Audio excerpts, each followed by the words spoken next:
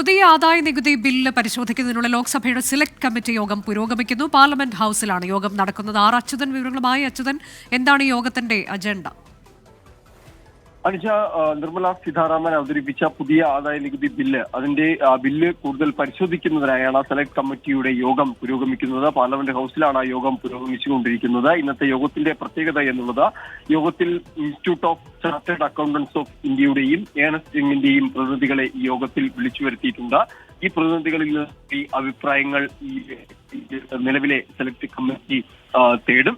അതിനുശേഷം മറ്റ് ഇതുമായി ബന്ധപ്പെട്ട് തുടർന്നും യോഗങ്ങൾ സെലക്ട് കമ്മിറ്റിയുടെ ഭാഗത്തുനിന്നുണ്ടാകും. ബില്ലിൽ എന്തെങ്കിലും തരത്തിലുള്ള മാറ്റങ്ങൾ വരുത്തേണ്ടതുണ്ടോ എന്നതുൾപ്പെടെയുള്ള കാര്യങ്ങൾ ഈ യോഗത്തിലായിരിക്കും ചർച്ച ചെയ്യുക. BJP MP ബൈജയന്ത് പാണ്ഡെയുടെ നേതൃത്വത്തിൽ 31 അംഗ സെലക്ട് കമ്മിറ്റിയാണ് ഈ യോഗം ചേരുന്നത്. എന്തായാലും ഇന്നത്തെ യോഗത്തിൽ പുതിയ ആദായ നികുതി ബില്ല് പരിശോധിക്കുന്നതിനുള്ള ലോക്സഭയുടെ സെലക്ട് കമ്മിറ്റി യോഗമാണ് പുരോഗമിക്കുന്നത്. പാർലമെന്റ് ഹൌസിൽ ചേരുന്ന യോഗത്തിൽ ഈ ബില്ലിൽ മാറ്റം വരുത്തേണ്ടതുണ്ടോ എന്നുൾപ്പെടെയുള്ള കാര്യങ്ങളിൽ തീരുമാനമുണ്ടാകും.